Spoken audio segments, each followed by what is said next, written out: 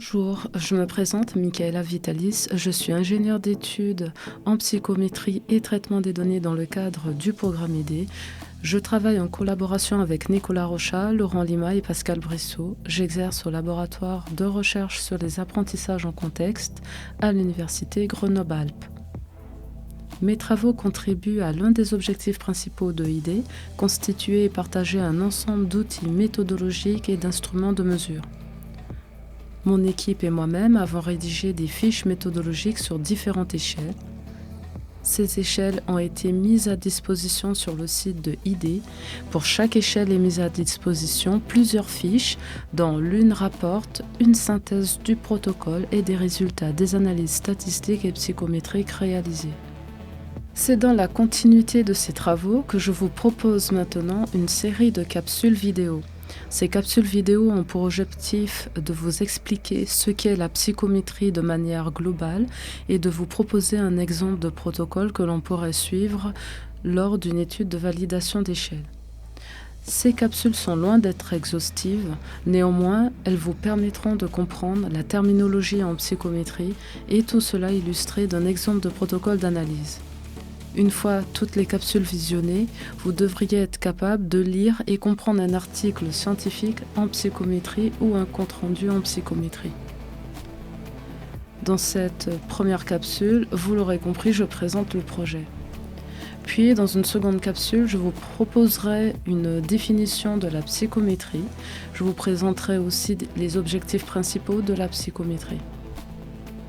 Dans une troisième capsule, je vous présenterai très rapidement les différentes étapes de construction d'une échelle ou d'un test, puisque la psychométrie est appliquée dans le cadre de la validation d'une échelle ou d'un test. C'est une étape parmi d'autres dans l'élaboration d'une échelle ou d'un test.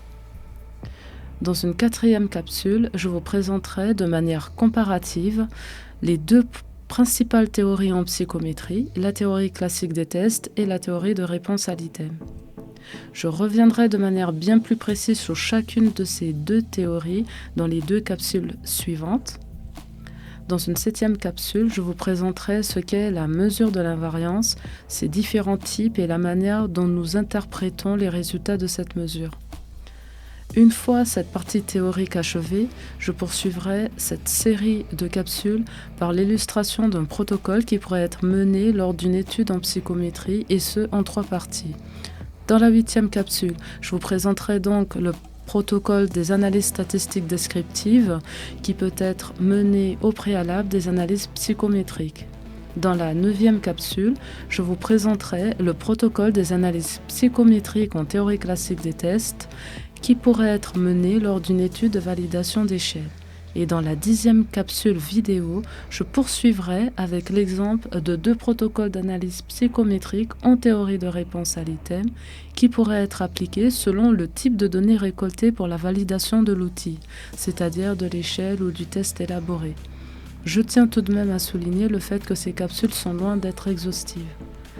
Enfin, je terminerai cette série de capsules en psychométrie par une capsule conclusion dans laquelle je vous poserai quelques questions afin de vous aider à faire le point sur les notions abordées au cours des 10 capsules précédentes. Je vous propose par le biais de ces 11 capsules vidéo une introduction à la psychométrie et non une formation à la psychométrie, puisqu'une formation en psychométrie nécessiterait plusieurs heures de cours et de mise en pratique. Néanmoins, à la fin de chaque capsule vidéo, je renseignerai une bibliographie pour celles et ceux qui souhaiteraient aller plus loin.